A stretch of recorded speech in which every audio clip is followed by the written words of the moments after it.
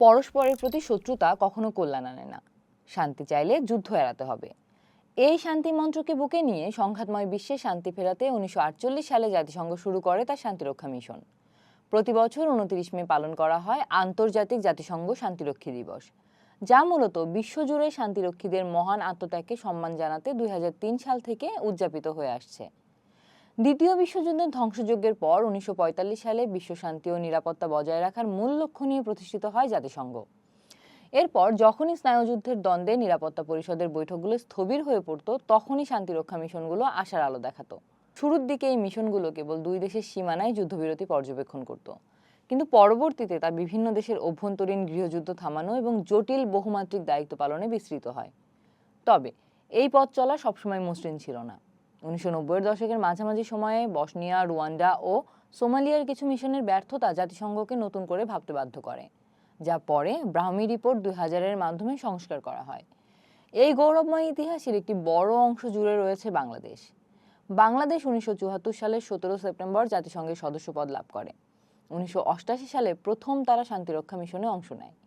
এরপর থেকে গত 40 বছর ধরে বাংলাদেশ জাতিসংঘের শান্তিরক্ষা কার্যক্রমে অংশগ্রহণ করে আসছে এবং বিশ্বব্যাপী শান্তি প্রতিষ্ঠায় অন্যতম প্রধান অবদানকারী হিসেবে ভূমিকা রাখছে।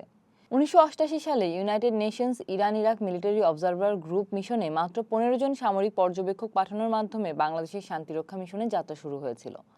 সেখানে বাংলাদেশি সৈনিকদের বীরত্ব, পেশাদারিত্ব ও দক্ষতা বিশ্বকে তাক লাগিয়ে দেয়। নানা কাহিনীতে সেই বীরত্ব গাথা উঠে এসেছে। 1995 সালে বসনিয়ার অত্যন্ত গুরুত্বপূর্ণ বিহাদ শহরকে যখন ওলন্দাজ ইউক্রেনীয় বাহিনী গণহত্যা থেকে বাঁচাতে ব্যর্থ হয়েছিল, তখন অপেক্ষাকৃত হালকা অস্ত্র নিয়ে বাংলাদেশি ব্যাটালিয়ন বীরত্বের সাথে সেই শহর রক্ষা করে। সোমালিয়া থেকে মার্কিন সেনা প্রত্যাহারের সময় তারা বাংলাদেশি সৈন্যদের তাদের শেষ সৈন্যটি থাকা পর্যন্ত সাথে থাকার অনুরোধ করেছিল, কারণ বাংলাদেশি শান্তিরক্ষীরা স্থানীয় মানুষদের মন জয় করে নিয়েছিল। 2018 সালে জাতিসংঘের মহাসচিব অ্যান্টনিও গুতেরেসও বাংলাদেশি শান্তিরক্ষীদের ভূয়সী প্রশংসা করে বলেছিলেন, বিপজ্জনক অঞ্চলে শান্তি প্রতিষ্ঠা এবং সামাজিক সম্প্রীতি রক্ষায় বাংলাদেশি নারী পুলিশ ও সেনাবাহিনীর অবদান সবসময় অনুকরণীয়। 1948 সাল থেকে শুরু হওয়া মোট 69টি শান্তি মিশনের মধ্যে বাংলাদেশ সফলভাবে 54টি মিশনে অংশ নিয়েছে। এ পর্যন্ত বাংলাদেশের 1,67,108 জন শান্তিরক্ষী 40টি ভিন্ন ভিন্ন দেশে জাতিসংঘের মিশনে অংশ নিয়েছেন। বাংলাদেশ এখন শীর্ষস্থানীয় সেনা প্রেরণকারী দেশগুলোর মধ্যে অন্যতম এবং বর্তমানে জাতিসংঘ পরিচালিত 22টি মিশনের মধ্যে 9টি ভিন্ন দেশের শান্তিরক্ষা মিশনে বাংলাদেশের 3,608 জন শান্তিরক্ষী মোতায়েন আছেন। 1948 সালে শুরু হওয়ার পর থেকে বিগত 70 বছরে জাতিসংঘের শান্তিরক্ষা কার্যক্রম তুলনামূলকভাবে ছোট ও প্রথাগত সামরিক অভিযান থেকে বহুমুখী ও বহুজাতিক অভিযানে রূপান্তরিত হয়েছে। শান্তির প্রতি প্রতিশ্রুতিবদ্ধ একটি দেশ হিসেবে বাংলাদেশ বিশ্বজুড়ে শান্তিরক্ষায় অবদান রাখতে সবসময়ই আগ্রহী।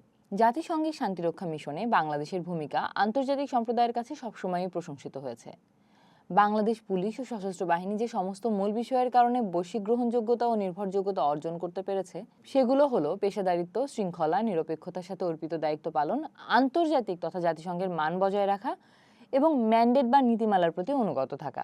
সাবেক মার্কিন প্রেসিডেন্ট লিন্ডন বি জনসনের ভাষায়, শান্তি হলো 1000 মাইলের এক দীর্ঘ যাত্রা, যা প্রতিবার একটিমাত্র পদক্ষেপ ফেলার মাধ্যমে সম্পন্ন করতে হয়। আর বিশ্ব শান্তির সেই দীর্ঘ যাত্রায় বাংলাদেশ কৃতজ্ঞতা, ভালোবাসা আর পরম শ্রদ্ধার এক অনন্য ও নির্ভরযোগ্য নাম।